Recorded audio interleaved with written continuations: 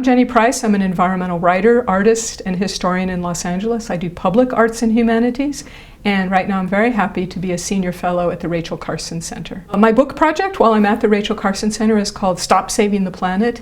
It is a critique of contemporary American environmentalism. But Save the Planet is actually, which I'm critiquing, is really a rhetoric that goes back to the dawn of modern American environmentalism, which you could say is around 1970. In the 20th century, really the heart and soul of environmentalism was wilderness protection, and it was really about saving this nature that's out there, that's apart, that's virtuous, that is going to save us from modern life. It's the opposite from modern life.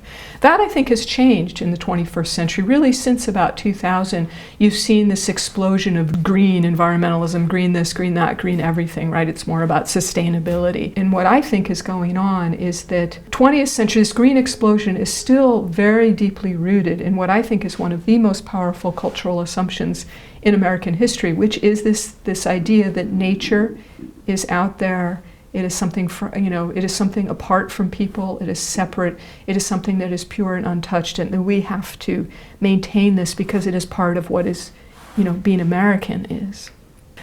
I am particularly interested in really tracking this rhetoric through, in very concrete ways, through kind of on-the-ground actions and policies within environmentalism. And I'm looking at a couple of different really big strands. One is, I think that the rhetoric is very involved in a really dramatic overemphasis on the importance of individual action. So this is the idea that I personally can save the planet if I drive a hybrid car and if I change my light bulbs, because I personally will do these virtuous acts to save this pure, untouched world, right, that we're destroying. Another really major strand is that there's this idea that the planet is this sort of one big thing, right? It's all the same thing. It's this kind of unitary thing.